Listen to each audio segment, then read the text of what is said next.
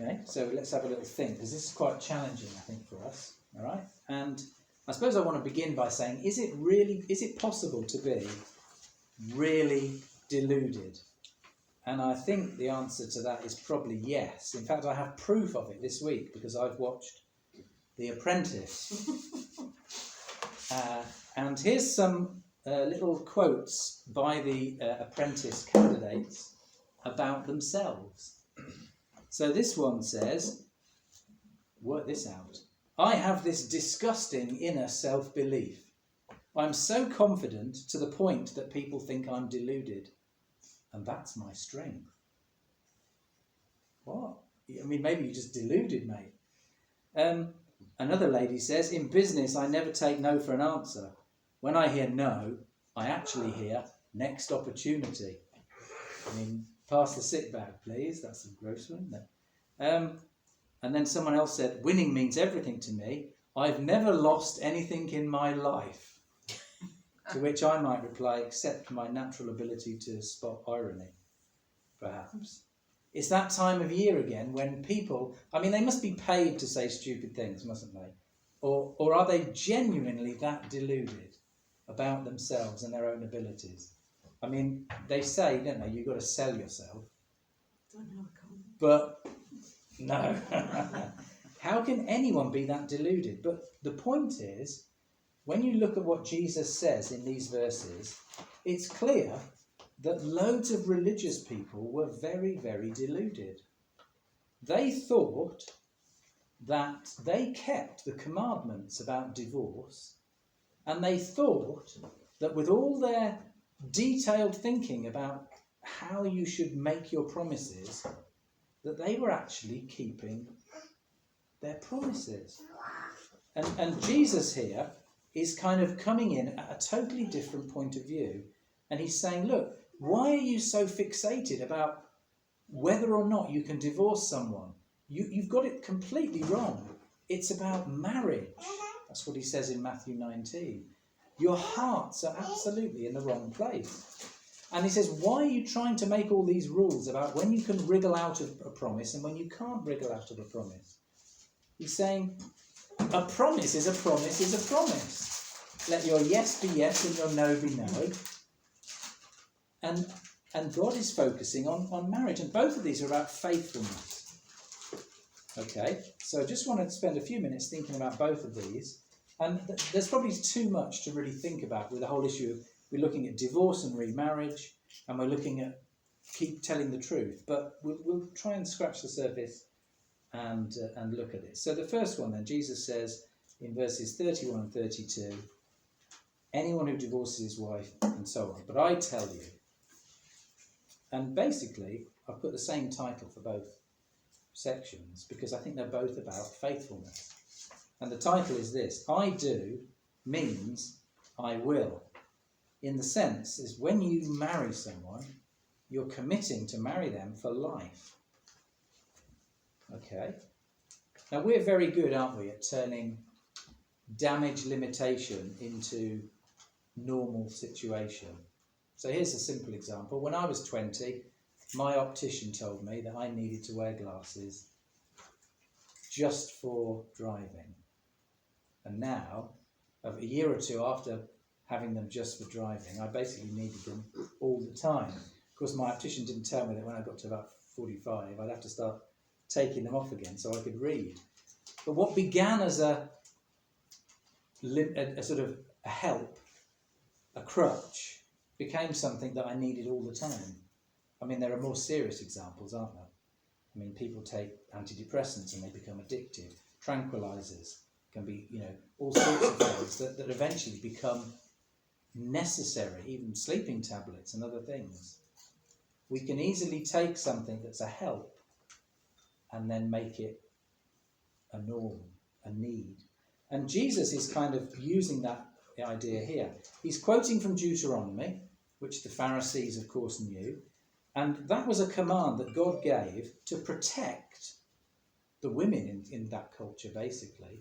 Because men thought it was easy enough to divorce people. And then if they got bored with the second wife, they could always go back and marry the first wife.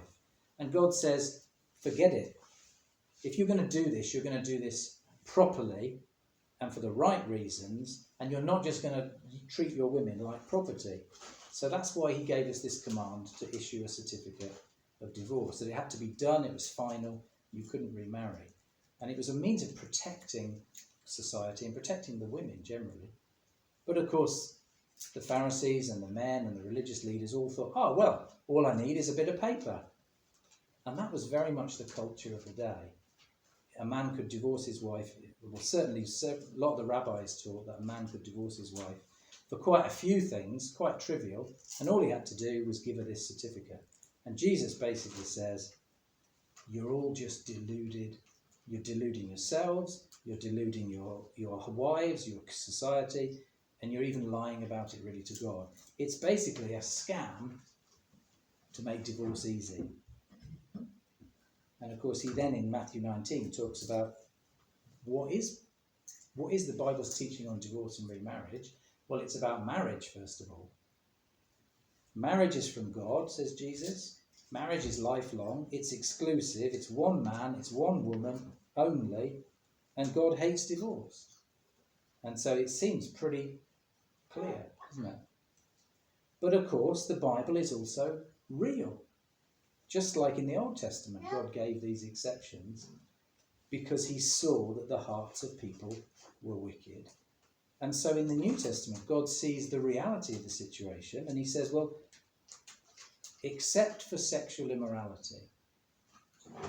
And really that word porneia, where you can see the kinds of words that come from that, pornography is a word that we have today, it's talking about sexual sin and irregularity outside of an exclusive heterosexual monogamy of marriage. So it's quite a broad term, but it's essentially, think about it like this. The physical act of a husband and wife is like the icing on the cake. And it points to a union of heart and mind and will and soul, which is exclusive and for life. And so it's for that relationship. So to take that act and commit that with someone else is basically to rubbish the whole relationship. And so Jesus at that point says, if that's the situation, and it's not repented of, and there's no desire to reconcile and resolve on the part of the person who's doing this wrong, then you have permission. It's not a command, permission to divorce, and then I believe if the divorce is permitted, then remarriage is permitted in the Bible. So you see how Jesus turns us inside out. Everything, we often want a wriggle, don't we? We often want an easy way out of our promises. And Jesus won't let us wriggle. When things get tough, he says, you promise.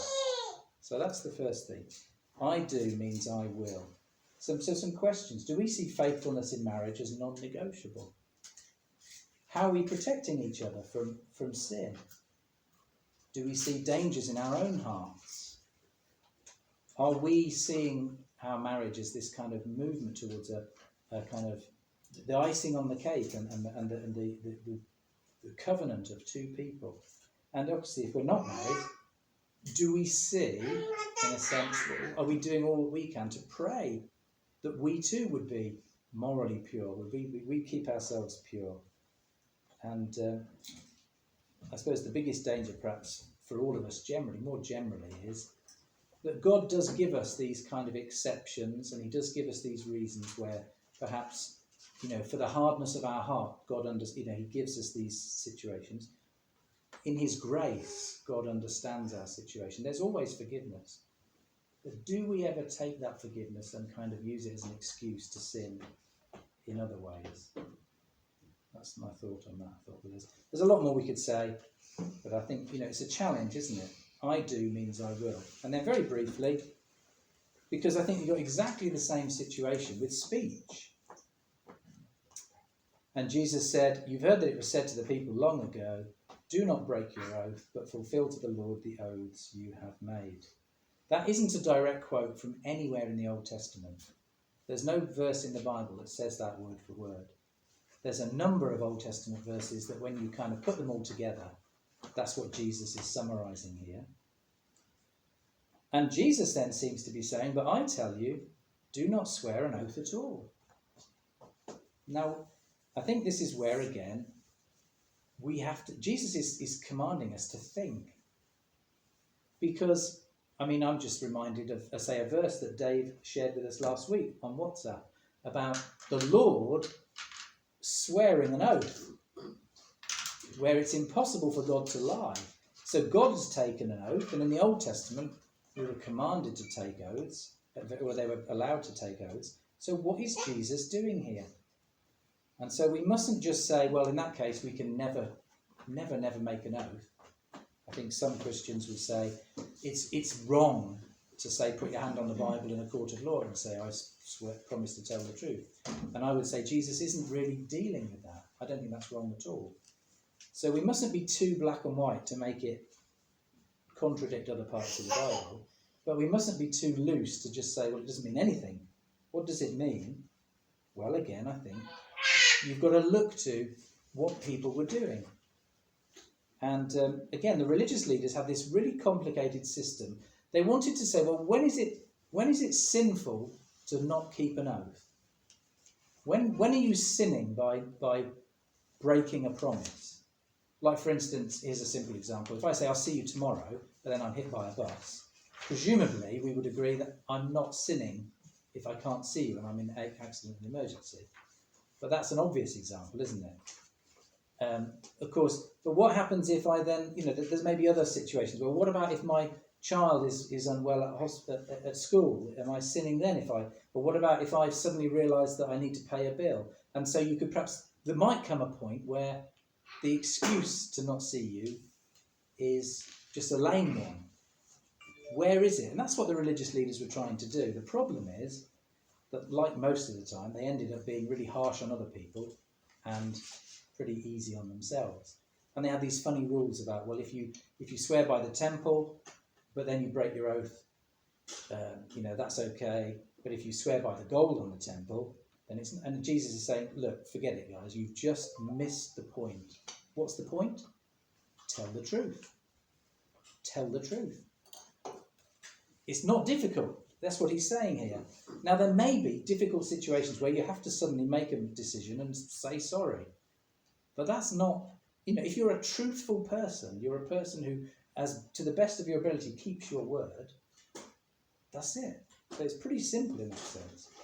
Does anyone know well, I'm sure a few people do, WYSIWYG? Anyone knows what WYSIWYG means? WYSIWYG. What you see is what you get. And it's a computer term, really. Basically, my first computer was from about 1980, and it had a black screen with green letters on, and you typed, and it had no fonts. It had one font, and you just typed it in, and you had to kind of guess what it would look like when you press print, because what was on the screen often didn't look much like what came out on the piece of paper.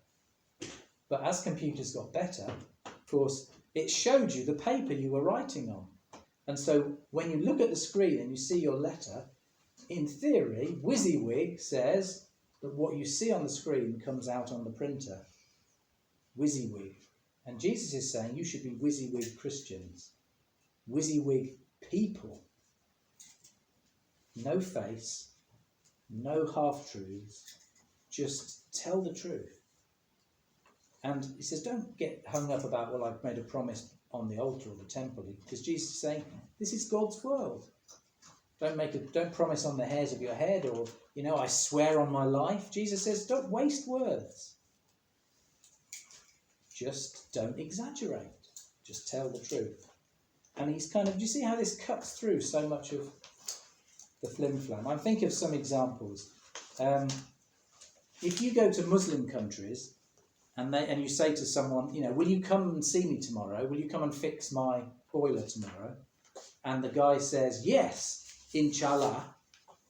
That means yes, if Allah wills it. But actually, and I know, what it actually means is no, probably not. So he's using God willing, or Allah willing, to basically agree to your face that he's saying yes, but he means no. And that's okay. And Jesus says it's not okay. It's a bit like the schoolyard, when two kids say to each other, can you help me out? And you have your fingers crossed. So afterwards you say, oh, fingers crossed, I didn't mean it. No, you've been lying. I wonder if we do things like that as adults. Do we say things like, are our words really that meaning? So for instance, oh yeah, I'll pray for you. I'll pray for you. That's great. But do we forget? Do we mean it? And what do we mean by pray? I'll say a prayer. Or, I'll see you tomorrow. Yeah, I hope so. And of course that might just mean I hope so. But does sometimes I hope so mean, no, I won't be there. But I don't have the heart to tell you. Do you know what I mean? It's that, do we play with language? And at the end of the day, I can't judge you and you can't judge me. So what does Jesus say to us? He says, just search your own heart and ask God to keep you honest. It's searching, isn't it? Right, let's wrap things up. So I do means I will, both in terms of our relationships and in terms of our truth. Here's the good news. There's only one person who's never really got divorced. And there's only one person who's always kept his word. We need to be honest and we need to be hopeful. Jesus is sort of saying, look, when you think about how you deal with your relationships and how you are with each other, can you honestly say, husbands and wives, that you've never committed adultery in your heart? Husbands and wives, can you honestly say that you've always told the truth to each other? And people, when we talk to each other and we say things, have we never exaggerated? Have we never lied? Are we always WYSIWYG? Are we always people who are transparently honest? And that's where Jesus says, look, you've all divorced your partners in your hearts. You've all cut off your friends or brothers or sisters in your hearts. You've all betrayed each other in your hearts. Sometimes you've even betrayed each other in the real world. But only Jesus has never done that. And in terms of telling the truth, we've all lied to God, we've all lied to each other, we've all lied to ourselves. We are all guilty of lying at times in our lives. Only Christ always tells the truth. So do you see how at the end of the day, the Sermon on the Mount makes us super honest, we're pretty bad, and super hopeful, because Jesus doesn't forsake us. Isn't it all about grace? And so this is how do we deal with one another when we let one another down? Grace. We say, there but for the grace of God go I. I could have done that. I could have been like that. In fact, I have. So we come and we say sorry. We come and we say, I forgive you. We come and we say, thank the Lord that Jesus isn't like us. So do you see, this is about divorce and remarriage and telling the truth. But really, we're back to the gospel, aren't we? We're back to the gospel of grace and how Jesus is the one who is faithful. I think I'd better leave that there and just pause that.